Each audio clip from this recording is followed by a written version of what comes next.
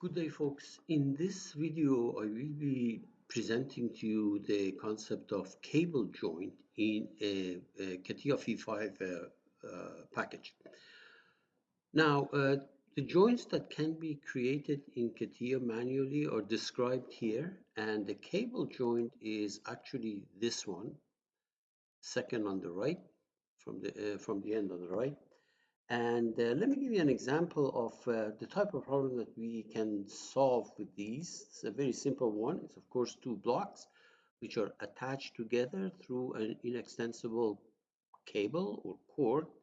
So as one block moves, say block 2 moves down, block 1 moves by the same distance in the horizontal direction. Now this same distance I'll talk about in a minute.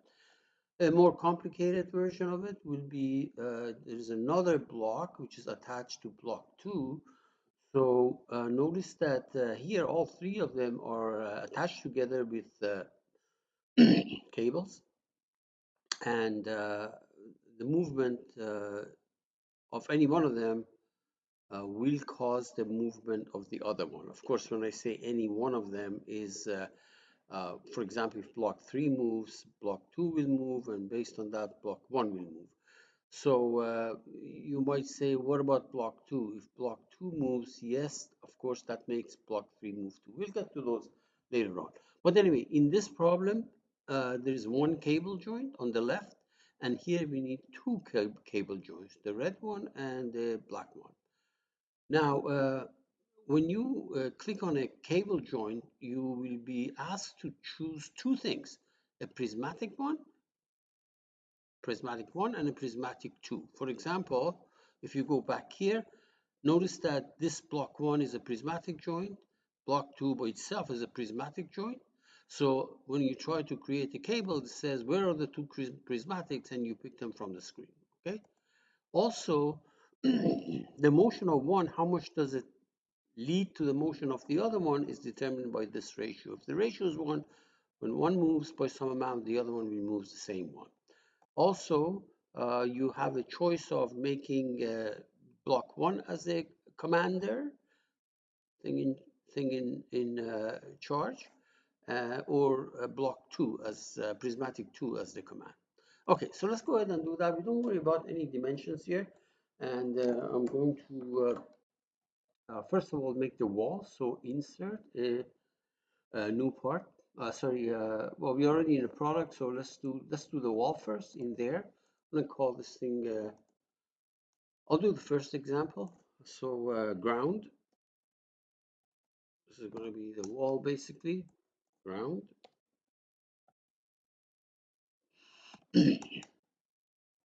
Or let's go make it. Double click on that vertical plane. I will sketch. Okay, so maybe something like this. Dimensions don't matter. Something like that. Now, when I do problem 1, example 1, of course, I don't need this bottom piece, but anyway, we'll create it. Let me go ahead actually and complete this thing because I want to make a solid object out of it. So this is going to be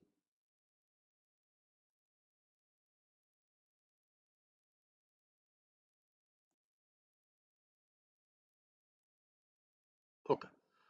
I think it's closed curve. I'm not sure, but we'll find out. Let's pad it. Yeah. Okay. So let me make this thing too. So this is going to be the ground. Now let's insert our first part. So insert new part. I'll say no, and I'm going to call this thing block. Right click properties, block 1, or I'll call it block actually, not block 1. Block and block, because the three are identical. I might as well not call them 1 or 2 or 3. Double click on that. Let's go make it just a box. So on that vertical plane, I will sketch. All right. How about just a box, a rectangle? Exit and pad it. That's fine. Let me make this thing 1. Okay, good. Now, I can do a copy and paste and use it twice, or if I wanted to, I can go and multi-instantiate. That's entirely up to you. So let me actually do a copy paste. How about that? Copy, paste. There we are. They're sitting on top of each other. So let's move them apart. Where's the move manipulate right there? So let me translate this thing in the Y direction. Very good. So we are pretty much done here. Let's go ahead to the digital mockup, EMU kinematic.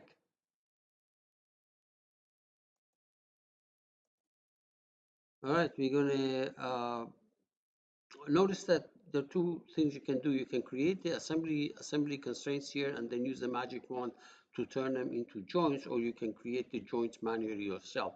I have decided to do that here, manually create the joints. First, I'm going to create a mechanism.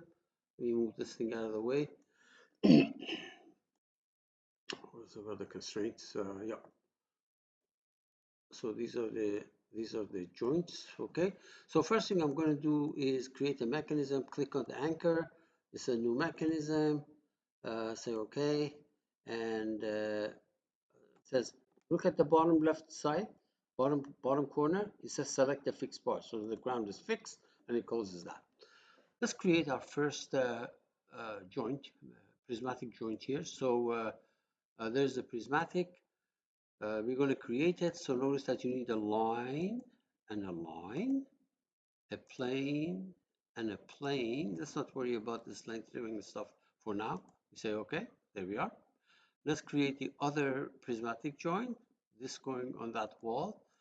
It doesn't have to go on the wall, but to make it prismatic, it's easier for me if I did actually put it on the wall. Here's what I mean.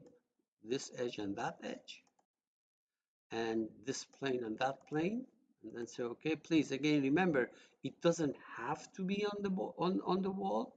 Let me move this thing down a little bit. Right there. Okay. So my first example involves two blocks connected by a cable joint. So if you click on the cable joint, which is right here, cable joint, it says, what are the two prismatics? Well, notice that I have already created two prismatic joints down here. Okay, this one and then that one. Ratio is 1. And we have a choice of making this length driven or that length driven. I'll use prismatic 1 as the commander. And we say okay. Very good.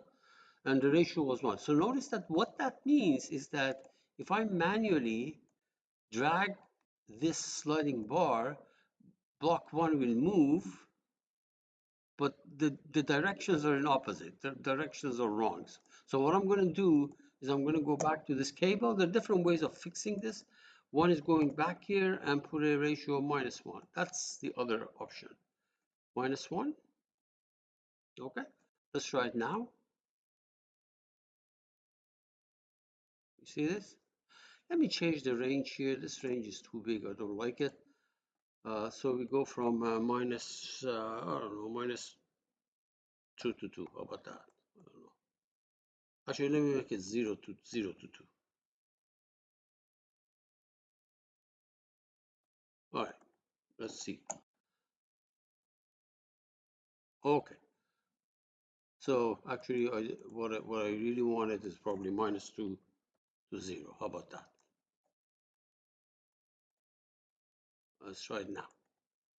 Okay. So notice that this is what happens, right?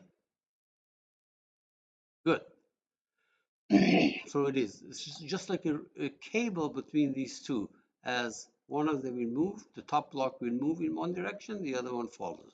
Okay, very good. So basically, I have done the first example for you right there. Now we're going to do the second one, the second example. So everything is in place. I need another box here. So let me go ahead and do another copy. Right click copy. I've got to go to my product. Right click copy. I'm going to copy the block again. and put it there. Right click, paste. There we are. Block 3. We're sitting on top of that, of course. Let's move it, separate them so that we can see it better. Right there. Good. Now we create other cable joint. Well, first of all, we have to make a prismatic and then create a cable joint. So let's go make a prismatic. Not that. Prismatic. This edge and that edge. This plane and that plane. And then we say OK. All right. And now we're going to create another cable joint. So notice that the problem is that I can select this, but another one I have to create because that got gobbled up. That other prismatic joint got gobbled up by the first cable. Okay, so what I'm going to do is this. I'm going to say, okay, first of all, for the first prismatic, no problem. I'll select this. For the second one, I'm going to create. Create. So I have to do this thing again between this joint and this line and this line, that plane and that plane, and then we say, okay, notice that the second prismatic joint has been created. Okay, these two got gobbled up into the first cable. These two are going to get gobbled up in the second cable. And ratio is 1, so that I make this thing also move the same amount. As this thing moves by the same amount. But let's check something. Let's see what's the degree of freedom here. Say okay. All right. Because this could also to move in the first place because of cable 3, then I didn't have to do anything beyond that. So let's go to the simulation with command and let's drag this thing. Okay, the only problem is that that direction is not good. So let's go to that. Let's go back to that cable, second cable one, and make this thing minus. Okay. So let's try it now. Yeah, you see that? That's good. Reset. So as I drag this thing to the left, the top block, the very top block moves. The one on the wall moves down. And because the one on the wall moves down, in the second cable joint, this guy moves by the same amount. Now, if you are not happy with the way these ratios are, let's try something else. Let me go to the second cable one. And instead of -1, I put -3. So block 3, let's see how it moves. This is block 3, right? Let's go back, reset it. Notice that as the block, as this block goes down, it's kind of hard to see here. So let's change the range here so that we can see it better. Minus, I don't know, -4. Okay, let's try it. Okay.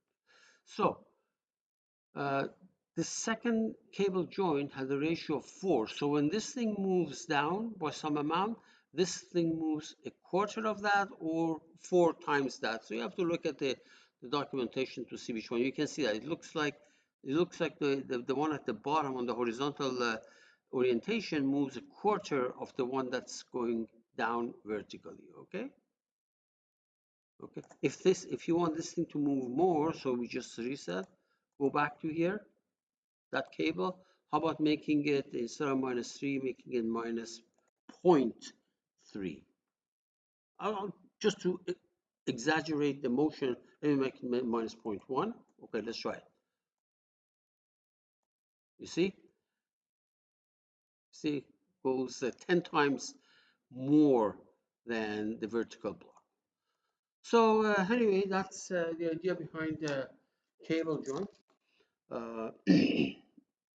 And that's pretty much it. No, by the way, notice that these directional motions don't have to be perpendicular to each other. Okay, so they can be at an angle. All right, good luck.